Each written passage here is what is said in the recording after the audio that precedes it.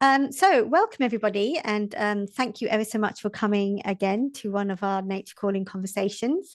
This is the fifth of our Nature Calling conversations, and as I say each time, these conversations are about bringing artists and experts from across disciplines for conversations about artistic practice. Nature Calling conversations is part of a wider programme activity that's been happening across England this year between May and October. And please do check out our website, naturecalling.org.uk, for the details of all our projects. For this fifth conversation today, we've brought together Trish Evans and Nick Humphreys of INSTAR, the commissioned artists for the Lincolnshire Wolds National Landscape, and a campaigner and author and conservationist, Mark Avery. The INSTAR's project Shelf Life for Nature Calling was an expansive project presented in varieties of different ways, including a film, which we'll get to see quite soon, a comprehensive programme of print-based workshops with young people, which maybe you've seen within that slideshow at the beginning, and a tour of the creative images across Lincolnshire this summer. Trish and Nick established INSTAR in 2012, is that correct? And since have created a contemporary site-specific public and visual art practice and cutting-edge cultural programs. Their work creates deeper connections to the natural world, and they've collaborated with many other protected landscapes such as the National Trust, National Landscapes, National Forest, as well as Nottingham Natural History Museum and the Wildlife Trust across the UK. Mark Avery is the co-founder of Wild Justice, along with Ruth Tingay and Chris Packham, a senior conservationist with 25 years with the RSPB and 14 years as an independent campaigner and author and a regular columnist for British Wildlife and Birdwatch. Mark has written numerous books about the current state of our countryside, including Reflections, What Wildlife Needs and How to Provide It, and Inglorious, Conflicts in the Uplands. Just to say as well that today's talk will be around 45 minutes. If you do have any questions, please put it into the Q&A function, and I'll get round to it at the end. If we don't get round to all questions, then we will send responses out at the end. So we'll get through as many as we can. Well, so welcome, Trish, Nick and Mark.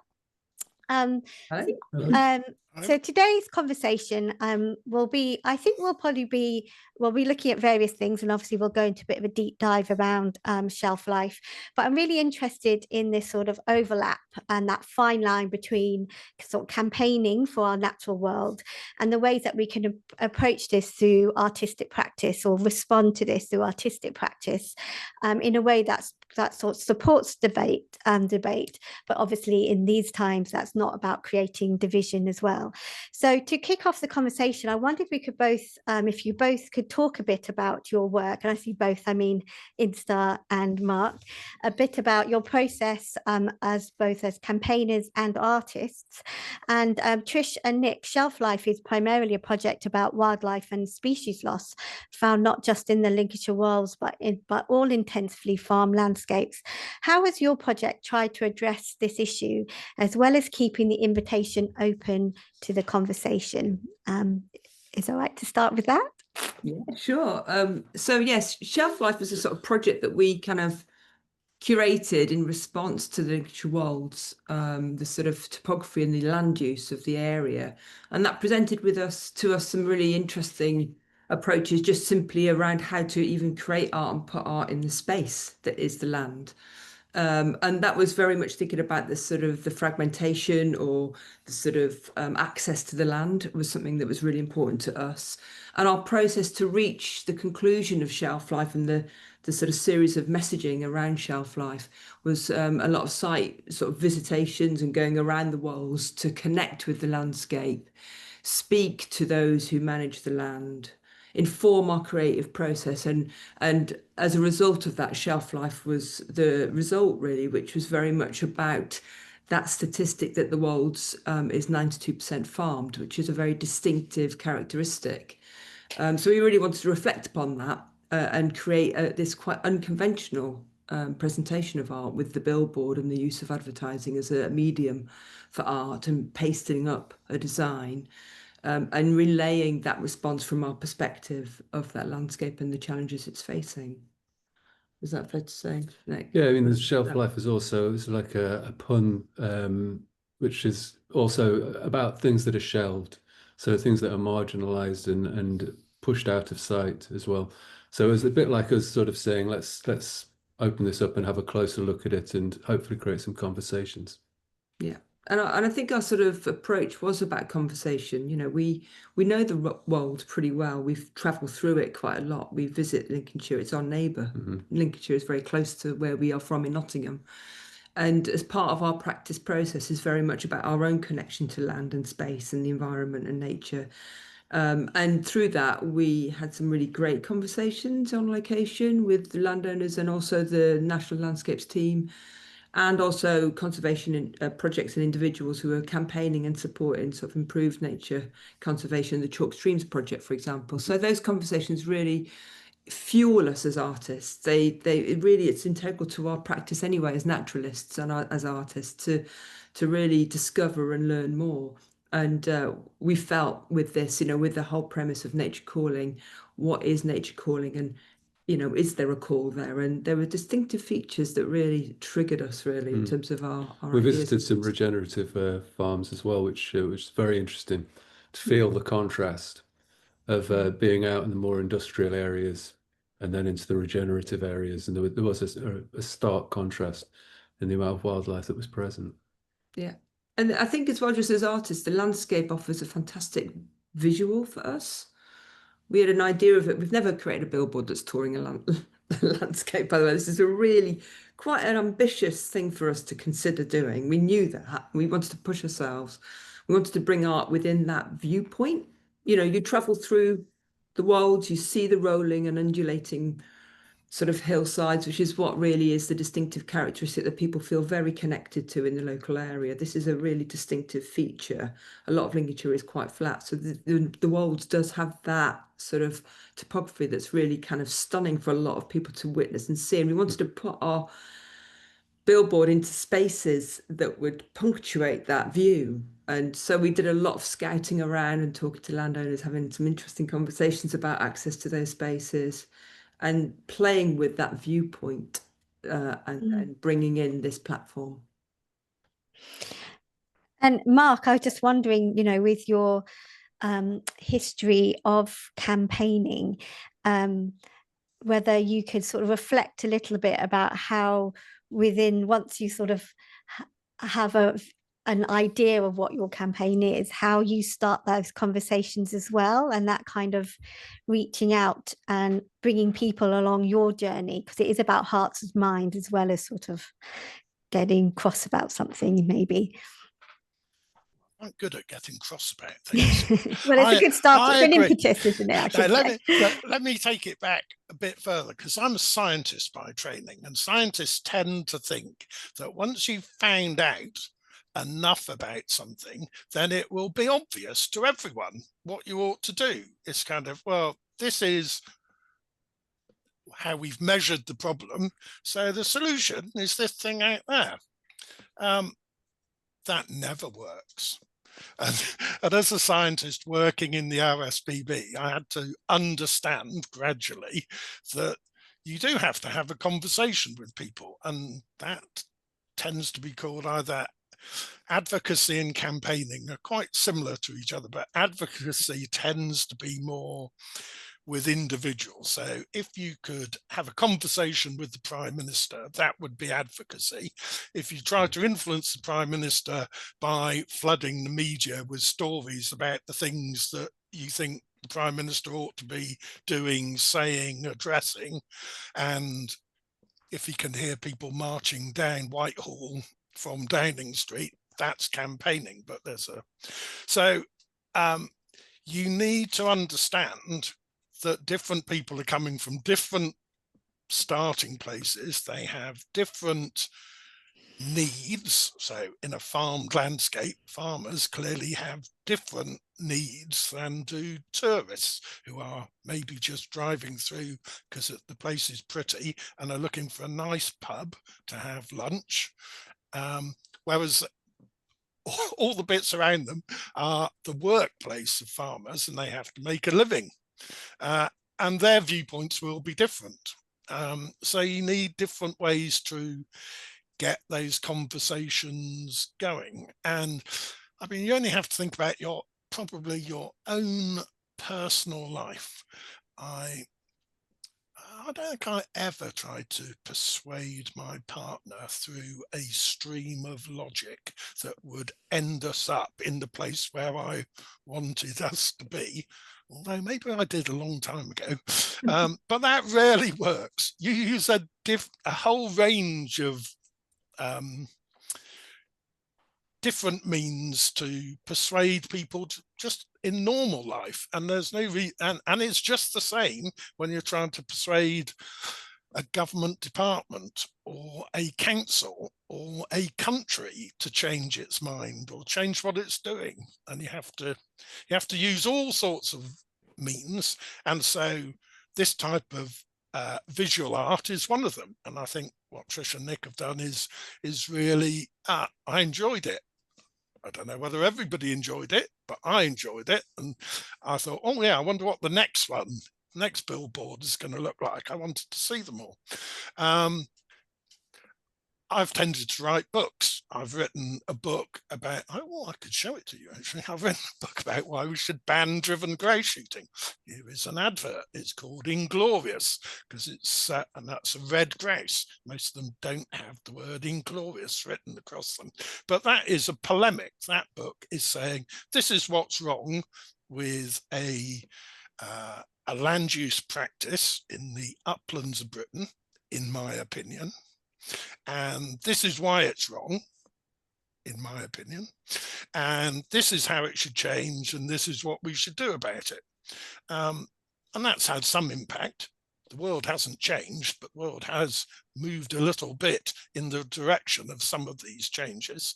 I don't think a few scientific papers would have had that impact. So you need to communicate, and that's sometimes face to face, but it's sometimes through the written word, it's sometimes through the visual art, it's through the media, all sorts of ways. And part of the skill in getting your way as a campaigner, because let's face it, if you're not campaigning in order to win and change the world and get your way, then you're not really properly motivated, I think. So you have to find the right angles to persuade people. And I mean, going back to being a scientist, I kind of still tell the truth. I notice that quite a lot of people don't even bother with the truth when they try to persuade people, but I'm a bit hefted to old-fashioned some way, of yeah. that stuff. Yeah. Yeah. Oh, well, it'd be really lovely to hear a bit more about some of your perhaps bigger campaigns, and obviously your quite well-known ones. But before we go into that, it might be good just to watch the film, and then we can everyone can see what we're talking about. So Anna would like to play it. Thanks.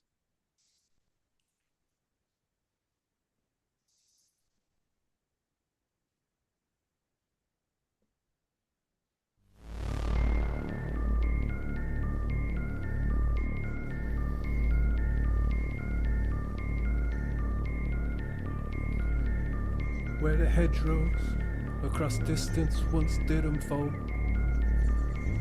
where the teeth and claw and orchids grew, and was the earth so verdant and burnished gold, and the meadow diamond with the morning dew. And did the circus weightless flight, did it adorn these skies with woven grace?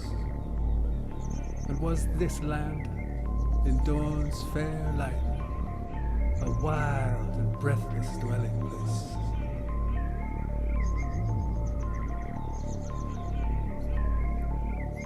So bring me no tools of steel and fire, no factory seed, no burning plough.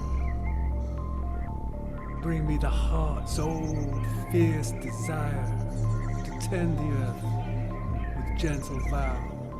Bring me the songs that the rivers once knew, the woodland's hushed moon-soaked lullaby. Bring me the hope, the rains, the dew, the ascending flight of a summer sky, and let the moss reclaim the stone.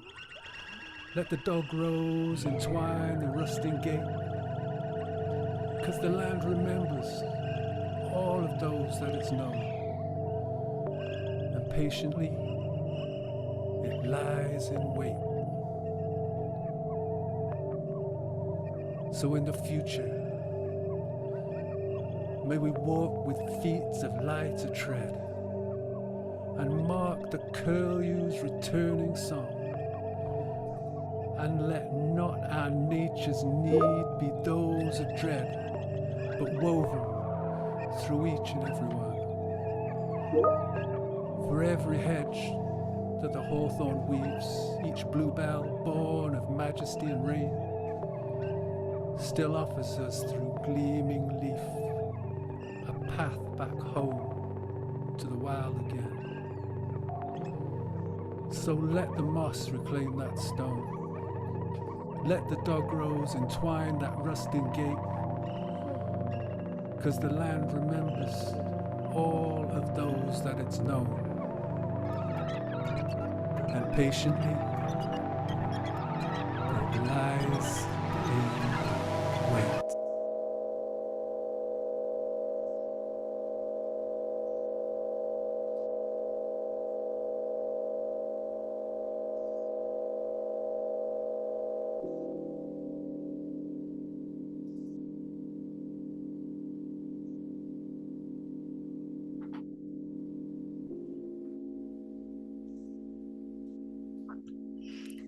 That's great.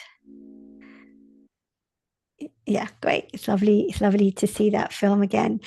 I just wondered, Trish and Nick, you just maybe just say a little bit about the film, particularly the poetry that was used within it, and also, yeah, as I know a little bit about how it was put together, but some of the kind of I know that you reference sort of different kind of mediums like film and the poetry structure. So anyway, if you got a little bit you could say about that, how you put the film together. Yeah, we always knew we wanted to make a film because the billboards were momentarily in spaces. So we've often been asked, oh, where can we see them? It's actually momentary, and that sort of fleeting kind of messaging was really quite important to our piece, really. It was sort of like to capture it in situ. In terms of the composition, the sort of split screen was something we concluded with, and we were thinking throughout. It was a bit of an evolution, really, wasn't it, about what we wanted to contrast with the imagery that we're capturing, and whether that split screen would even be things like food production and that journey from field to shelf life. But we then changed our sort of viewpoint on it a little bit, thinking very carefully around the very distinctive viewpoints of this land with the long straight roads through Lincolnshire particularly, which is very distinctive to the area. Also, as well, those verges are actually, classified as, some of those are classified as nature reserve, which is a really interesting element too. But I think the composition of the poetry was very much coming from, as well, the written word and the poetry aspect to even the nature calling as a whole. We worked with Isha, and she created some poetry. Also, we wanted to sort of reflect the use of the written word and spoken word within our piece. We felt that would make it give it a new dimension and a new way of engaging with the visual art. And then, of course, we composed those sounds, which have got quite a few sound recordings of certain species that we've interlaid into that. So there's curlews and skylarks and lapwings throughout. But the poetry was pieced together on the basis of William Blake's Jerusalem, which talks about obviously the green pleasant land that we all know about, but also the sort of rejection of industrialization and a return to a more spiritual connection with the land, more care taken over the land. Yeah, and I think that sort of idea of the green and pleasant land, that you can look at green, you can look at places and see beauty and see green as beauty. Those words are interpreted in different ways for different people, aren't they? And so we really wanted to sort of reflect upon that idea with the green and pleasant land and the use of poetry in this piece as a sort of like, you know, the word green doesn't necessarily mean biodiverse at all. You know, it can be very monoculture and very much a desert of nature, so to speak. So it's sort of like we wanted to sort of play with that kind of tone of poetry, didn't we? That was kind of a big deal for us. And we wanted to play, of course, with the idea of the quickening up of the message and then bringing it down again and having that sort of dynamic movement within the piece, and keeping it kind of short. It's interesting you talk about the green as well. I mean, when I walk into a landscape, I tend to use sound more than sight. And if I can't hear anything, that's not a good sign, really. And we found the Lincolnshire Wolds very quiet.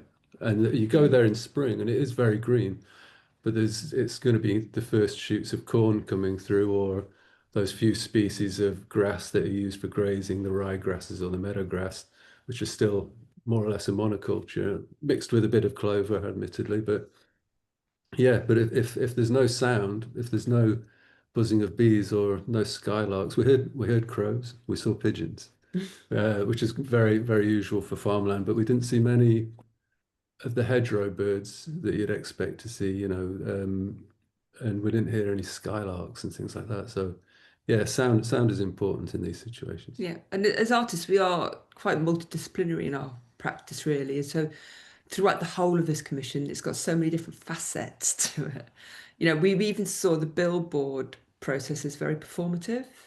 We were a week in the Wolds touring. We worked with local artists to help us install as well, and we had Tim Cleesby film it for us. But we were sort of in and out and around these spaces, and pacing up a street art. We sort of called this a little bit like field art, didn't we? It's kind of interesting to sort of see art in this kind of world of very unconventional way of doing art, but we are street artists in our sort of core, really, at our core, and using that unconventional space. So we had all that, and how are we going to present that into a film? Did present its challenges and how we could convey what we're saying here in a sort of format that was quite unusual to us as too. But we really enjoyed that process, that evolution, and bringing in the written word, which is something we really do enjoy playing with. And of course, we've got literature and words in the actual artwork itself on the billboards. Working with words was core, really, to this piece. And what has been your response to this film from broadly audiences, but also the farmers and obviously National Landscapes who you work with as well? I think our artwork, without a doubt, we felt was probably going to put the fear in some people because it was quite a challenging piece. And we respect that. We really do respect it. But what's been brilliant with this artwork commission that we've really understood and through our post-production kind of conversation, so to speak, with landowners and with the team at the National Landscapes has been incredibly positive. There was definitely a sort of feeling that this does broker response and opens up a dialogue that is something that is tricky sometimes to have, and so that is actually a really great outcome for us. There has been feedback of some really interesting conversations that the National Landscapes have had now with farmers that probably wouldn't have happened before due to the tour of the smaller billboards going around. But it's like we don't see ourselves as protest artists or I mean, art's always going to be political in some way or another.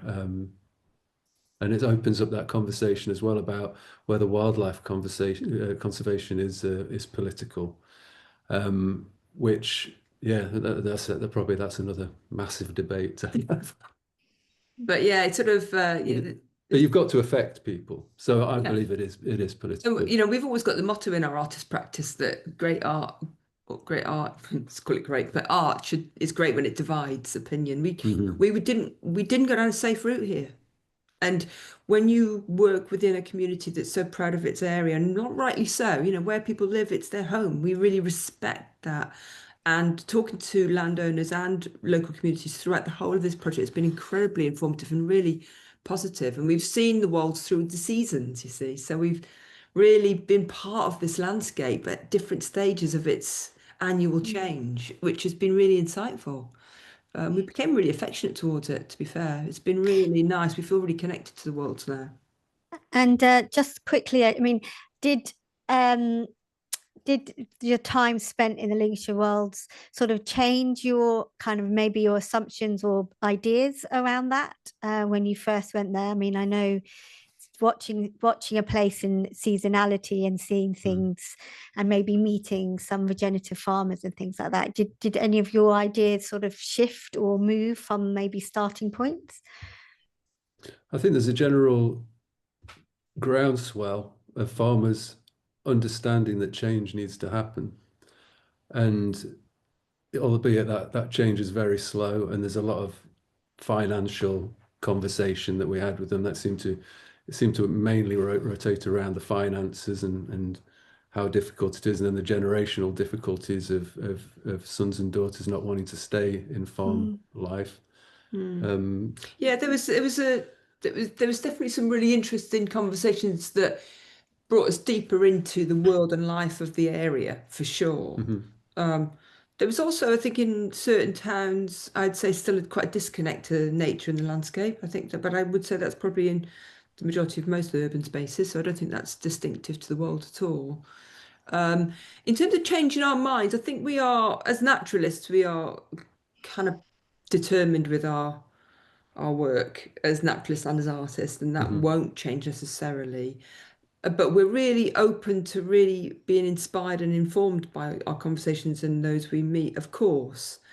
I think, I'm speaking personally, it doesn't necessarily change my view that the world isn't needing to have more nature in it. I think that doesn't change necessarily. But actually, in terms of the pride and passion and love for the area of local people, that was really fantastic to witness and to be connected to. And there's a huge respect from our perspective on that, that if this is a working landscape, and that's really important to get to connect with. And like I say, our conversations with farmers that we did meet was really, really positive. It's really good. And we've been invited back by some of them to try and get our minds changed, probably. I don't know, but we've been invited back to be shown around some of the land, so we're definitely going to take that up. Yeah, I think one thing is actually to say about that, we did witness actually some really great practice and real want to change or improve, and so that certainly did inspire us to know that. Yeah, and just sort of wider work that the National Landscape too. There is a FIPL program which is trying to support farmers and working with nature in protected landscapes, and it's a recognised issue amongst the sort of the landscapes that the national landscapes are sort of working with farmers as much as possible. So yeah, I mean, it's a really fascinating, like you say, there's lots of issues that sit or umbrella within it. That's not just about farmers per se, it's sort of wider than that. And I was just wondering, Mark, within sort of your knowledge of working in conservation and campaigning, and I mean, there's always positive stories, isn't it? I just wondered how you sort of work with that. Well, how do you bring in some of those positive stories to show that change is possible within these spaces, that it isn't always just negative? I think we do have to do that, but we do have to start with the fact that the landscape behind those billboards and in the background behind your images is lacking in wildlife that was there when I was a boy. Now, obviously, I'm very old, but within a generation, we have lost half the skylarks and almost all of the turtle doves and 9 out of 10 corn buntings. It's a pretty dull looking bird, the corn bunting, but surely it deserves to be able to live in a farmed landscape like that. And some conversations I've had with farmers start from the position, there's nothing wrong with wildlife on my farm or my neighbours' farms, and you lot are all talking a load of rubbish, which is where I tend to get back to the scientist in me, because we've got just shed loads of surveys, national surveys, that show that, and this is in every report that groups of NGOs bring out, that the farmed landscape is the one that has lost most wildlife over the last 50 years. So you got to kind of start with, hopefully, that there is a problem, which we ought to try and find a way of making less of a problem or even solving. And then you meet a couple of types of farmers, some of whom say, yeah, well, I didn't want to do any of this, but the grants and the regulations and the need to make money forced me to do this. I'd quite like it if I could go back to some of the old ways, not the old ways, but I still do have to make a living. And that is, and others just are going, well, no, I want to get as many tons of wheat per hectare as possible. So farming isn't a uniform landscape of views, it's a big continuum. And to go back to what Nick said, it's clearly a political subject, because everything that happens in the farm landscape is subsidized or paid for in some way by the rest of us. It's not farmers growing food for farmers to eat. They're growing food as food, but as a commodity, which is sold. Much of it is sold on a world market now. And so the way that society treats farming affects the way in which farmers will treat their farms. And so each of us has some skin in the game, because a chunk of your taxes is going to farmers. It will be less in future, but it's been an awful lot for the last 50 years or so. And withdrawing those subsidies is likely to push up the cost of food in the shops. That might actually be quite good for some systems of farming. But, you know, the way that we affect, the way we have those, the way we come to a societal decision, which again is why it's a political thing, because it would take a long time to change land use by chatting up every farmer on every farm, even in the Lincolnshire Wolds, but in the country. So these things are driven by public policy. And the way that we do that for the public good is clearly a political decision. And that might disadvantage some farmers. I mean, most political decisions disadvantage some people and make life better for other people in some way. But I'd be looking for a fair way of doing that. And I suppose as an environmental campaigner, the missing skylarks and turtle doves and corn buntings don't have a voice. They do not have an MP. They can't go and talk to a farmer on their own. They can't march in London holding a placard. So somebody has to do that for them. And I've spent quite a lot of my time trying to do that for them, mostly with conspicuous lack of success, because it's quite difficult to change the world. And it looked like things were going to get better with a different system of grants and things for farmers, but it's not really working out very well. The grants have been cut. They're not going to be, there are a whole load of farmers coming to the end of long-term agreements at the end of this year, just after Christmas. Great year, great time of year to hear that the way that your farm has been supported by taxation in the state is going to stop, and there might be a break before anything else comes along because Whitehall hasn't brought in good enough measures. It's clearly political. It clearly involves lots of different people with lots of different points of view. And that's why it's difficult to engineer change. And that's why you need all sorts of different means to do it, from billboards that will make some people think, oh, I didn't know that. I didn't know anything about that. I wonder whether that's true.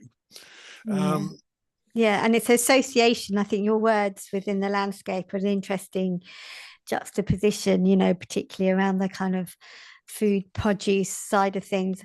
I was just wondering, obviously, a big part what you did with Shelf Life was engage a lot of young people, particularly in secondary schools. About over, I think, 75 young people were engaged through quite an comprehensive program with using print as a kind of medium.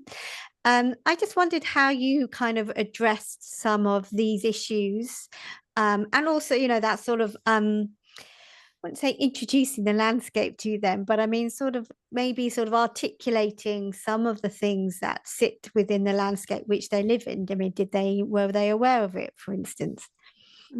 Well, it's interesting just sort of like thinking about the voice of nature and giving voice to nature, as Mark just sort of mentioned. This sort of idea of working with print was really important to us, particularly when you think about our sort of platform of using billboards as well, and the power of print, and even the print industrial kind of revolution and the invention of the printing press as campaigning messages or getting your voice heard. So we really wanted to specifically work with teenagers across the world. So yeah, you're right, we worked with over 70 teenagers, and we didn't just drop in once. We actually worked with those groups on 3 occasions for whole afternoons at a time. So we were really connected and building relationships with them. And what we did with our process was obviously going through the process of just art production and making art, but looking locally at art inspiration and looking at species that are vulnerable or lost, species of the area. Or that could return. Yeah. So it's really highlighting that you don't have to look beyond where you are to try and realize that there is the exotic or the wondrous art that's beyond Lincolnshire Wolds. No, it's here actually, or it was here, you know, and let's look at that more closely. So really taking that deep dive into species and the habitats that they require to live, and just understanding that they are your neighbours, your local area, in your local area, and to look closely, but it's in trouble. So bringing in that voice, and the way that we created our printing was that we did printing of species, but then also working with that advertising language. We thought about things such as, you know, how, for example, a beauty product is sold, 100% happiness guaranteed, or strange and unusual marketing techniques and basically, what's the USP of the nature that's around here? What would you be saying to attract that wonder of that nature locally? And so we created these big composition posters with groups as well as individual prints, and that coming together was pretty phenomenal. Actually, it took us by surprise, the outcomes that were achieved and the energy that resulted in bringing these young people into the sort of fold of the idea of Shelf Life. I don't know if you want to add to that, Nick. Yeah, no, we looked at all sorts of species. We took them right back to things like, you know, woolly rhino and Arctic fox and things like that, all the way up to more recent things that have been lost, like Glanville fritillary, which used to be called the Lincolnshire fritillary, beautiful little butterfly, and then all the way to lynx and things like that could return.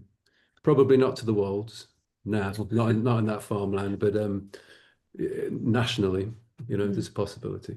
Yeah, and to understand that baseline of what your understanding of the nature is around you, and to see beyond the green and the landscape look, and just delve more deeply into those species and their world. But yeah, it was a really phenomenal experience from us, actually. We took a lot from it personally as artists as much as anything too. So yeah, and those pieces were created into micro billboards and prints, and the idea of print, and going back to that voice for nature, the audience reach, and to improve the reach of this project, we've printed thousands and thousands of prints of their work that has gone out and been distributed for free across the Lincolnshire area. but also we've got 3 billboards of their work that's toured many, many events and is continuing to tour. So we're bringing that message to people who visit, but also to gift prints, to see the art on their walls and to take their art into their homes is very important to us. We get sent emails now with images of our prints on people's mantelpieces. There's a link on the mantelpiece now.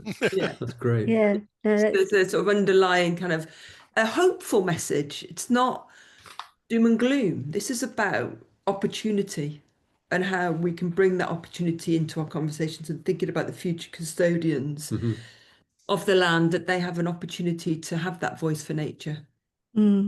I think the conversations that those prints, I mean, I hope people just remember some of the images that we showed at the start, these sort of large scale kind of composite prints, beautiful images that have been touring around the Lincolnshire Wolds over the summer, popping up at loads of different events that you wouldn't necessarily see art projects in necessarily, which I think is also really important. And just by identifying those species, as you said, like why have you got the Arctic fox there, for instance, I think has really triggered some great conversations. And what about some of those species, Mark, in the of the Lincolnshire Wolds, either past, present, future? What are the ones that I think you mentioned in our pre-talk that actually the farmland birds were doing quite well in the Wolds. Is that correct? We're thriving, I think is the word. I think they are. I mean, I know Lincolnshire quite well, and I know the Wolds a little bit. So farmland birds have declined in those areas, but I'm always quite surprised when I go to Lincolnshire. I look at the landscape and I think, this looks a bit wrecked, and I see more farmland birds than I'm expecting. And in the Wolds, it's even better than, not surprisingly, of the area around. So there is something to be proud of and to build on, which makes it easier. I mean, the species that struck me was a great bustard in those pictures, which is a big thing. I mean, it's really big. It's as big as a swan. So that's a species that went extinct in the UK in late 19th century, and they're being reintroduced on Salisbury Plain, and they're doing quite well there. I think it will take quite a while before they're strutting around in the Lincolnshire Wolds, but it's an amazing, I mean, you can't see the extinct species. You only know that they used to be there if somebody tells you. And one way of telling you is by putting a picture of this huge bird in front of you and saying, these things used to live here, and they have fantastic displays. The males gather together and they go into all sorts of contortions, and they fluff up their feathers, and they look like puffballs, but enormous balls of feathers, because they're really big birds. And so they're not just like a turkey or something walking around the place. There are whole stories to do with them. And yet we miss out on that because we've never seen them. None of us alive in this country has ever seen great bustards wandering around in the countryside in Lincolnshire. And that's why we don't miss them. It's because we don't remember them. You tend to miss things that you remember from a long time ago and think, oh, I wish there were more of them still. So I wrote a book about a bird that went extinct called the passenger pigeon, which does have a message, really, and that it was the most numerous bird in the world, ever in the world, 50 years before it went extinct. And I don't use the phrase went extinct very often because it was driven to extinction by land use changes that we did. So we don't miss the passenger pigeon. We don't miss the great bustard.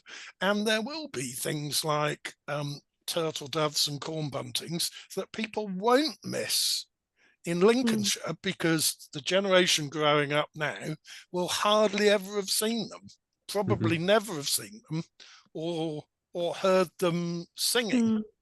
And so you need, art is a very good way of bringing those things back to life because you can't easily do it in other ways.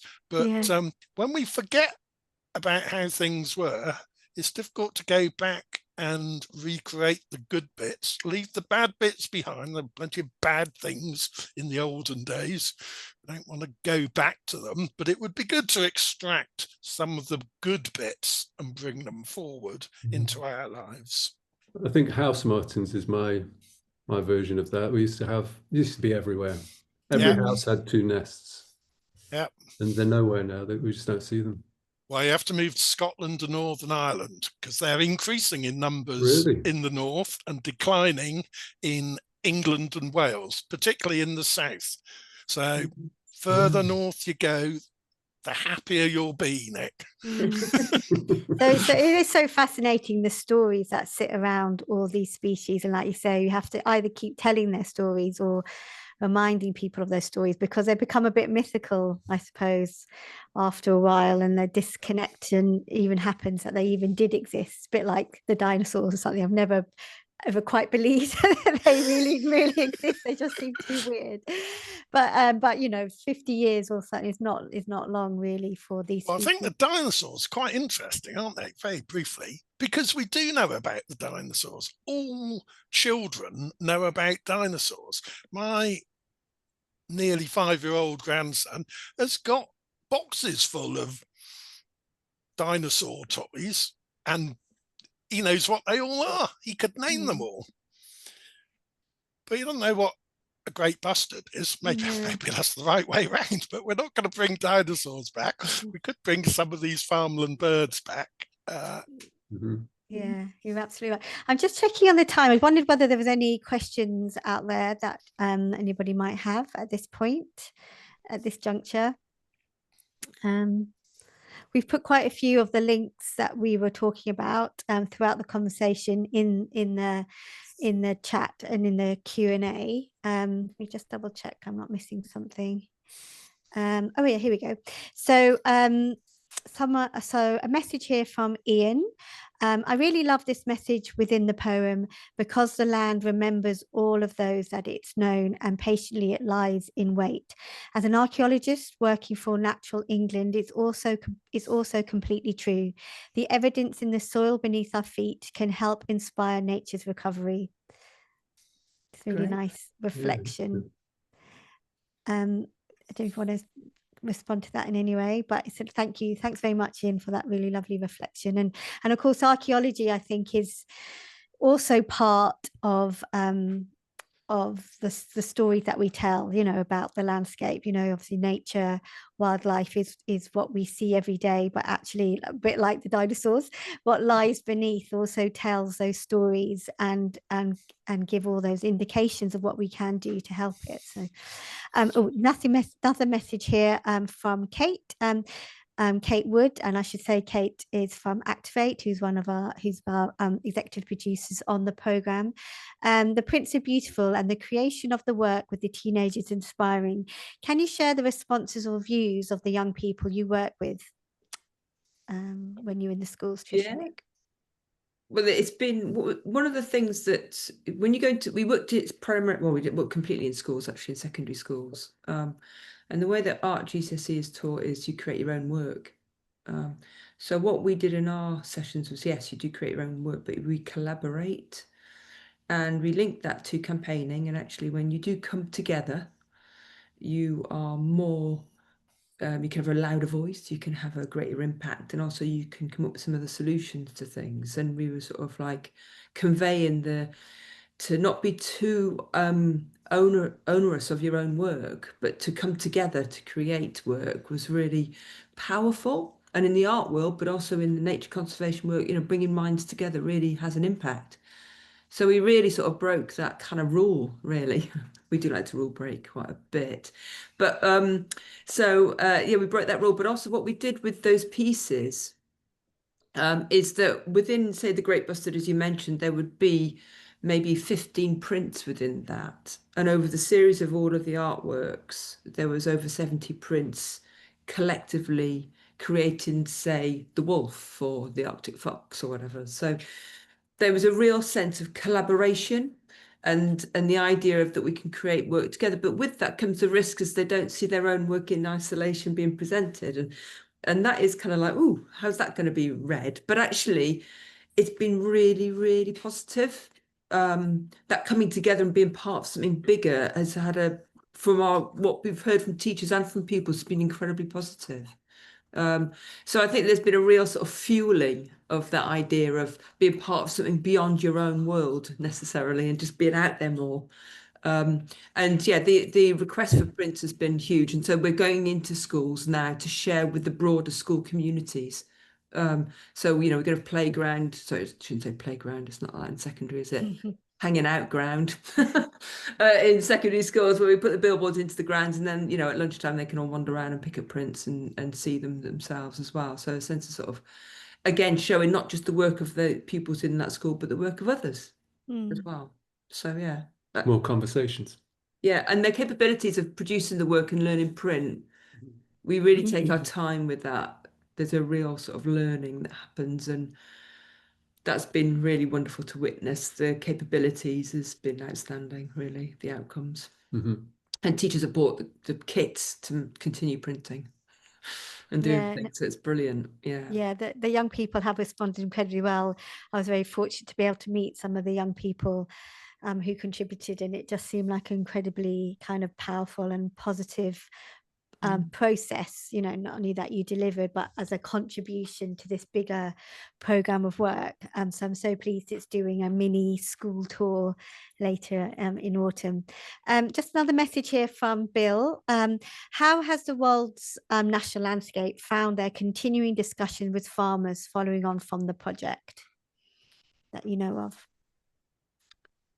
Well, we do know that we've taken the billboards into various places. Some of them are going to be street corners in towns. Others were at festivals and events. And one of those was the Lincolnshire show, where all the prize bulls and the various other farming sort of practices and talks and presentations, etc. A real big local event, massive actually. And various NGOs and various organisations will be there presenting. And they took the billboards into that space, distributing prints. And we do understand that the Lincolnshire Wolds National Landscape team, it resulted in some really interesting and engaging conversations. Often when you go to something like, you might have a stall and then that's it, and it's trying to have a chat. But this opened up a whole different dialogue.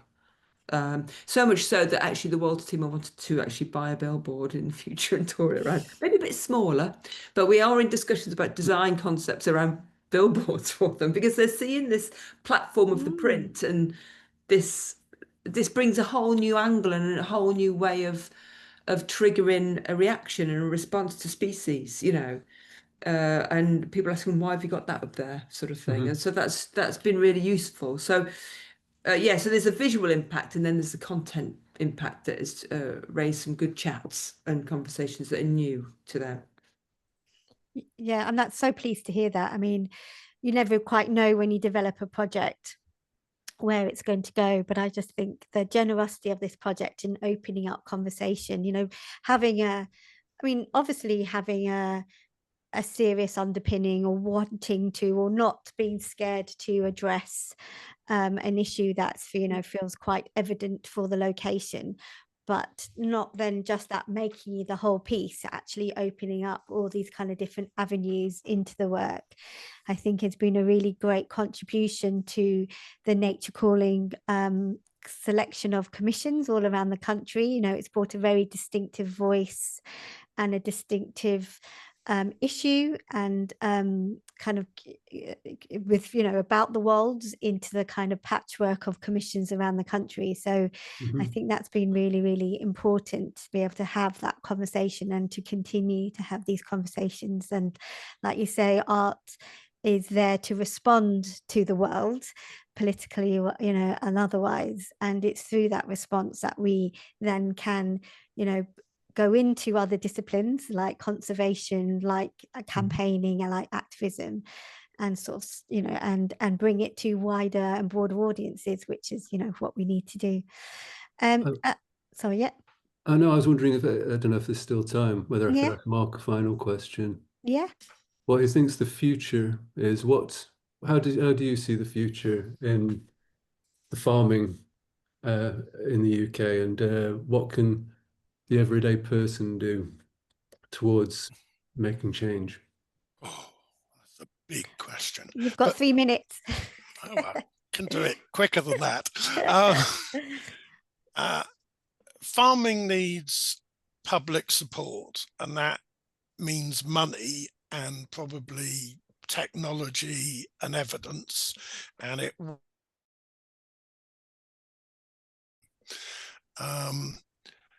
but I mean we know enough to make farming more sustainable, which, you know, the wildlife is just one aspect. The soils are getting wrecked, the water quality is lower, the way we farm produces lots of greenhouse gas emissions. We need a more rounded way of producing food. And you can't leave that up to the pesticide companies to decide what that is. There has to be a public conversation which brings all people together, and it needs to link into food quality as well. But I think we know enough. It's a way of implementing the things that we know that will have good impacts. And, you know, part of that might be through regulation. It's never the landowner's favourite route, but we might say you cannot use these pesticides in future, or you can only spray in these months. But some of it will mean investing more money, more of our taxpayers' money into farming, I think. And that's because farming is a different industry from most industries in that it produces produce, the stuff that farmers grow, but it produces that landscape with or without wildlife and clean water and greenhouse gas emissions in a different way from any other business. And those are public goods in economist terms. You can't sell them. You can't sell the song of a skylark to someone. And so it's fair enough for public money to go into the industry to help produce the market goods, but also to produce more of the public goods. And that's what we ought to do. And that's kind of where we're edging, but it's too slow. It's just too slow at the moment. But that's an old person talking, because everything's too slow. I want to see all the problems of the world solved immediately.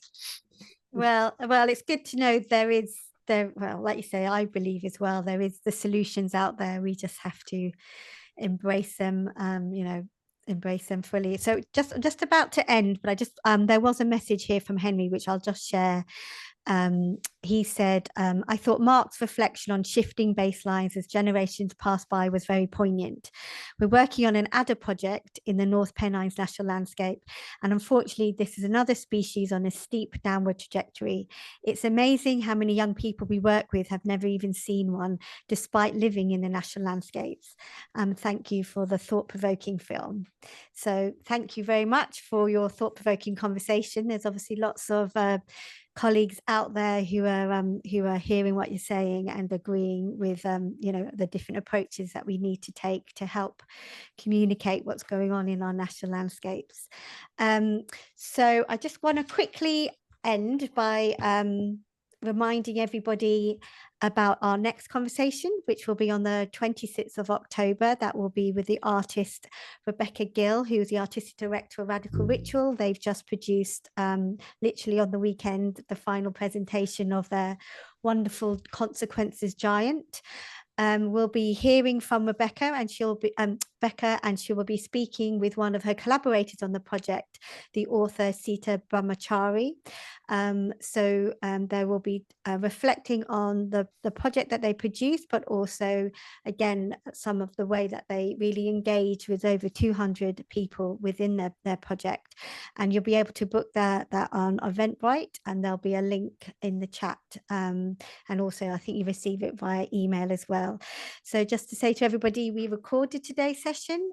We've editing these down into 20-minute podcasts, which they're now available on our Spotify account. You can get the link to that via our website. Yeah, and I think there will be a little bit of a feedback form at the end. So please add something in there. It's really, really useful.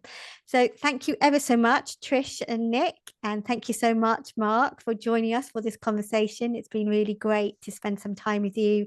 Congratulations again on your wonderful Nature Calling project. Yeah, and thank you very much and goodbye.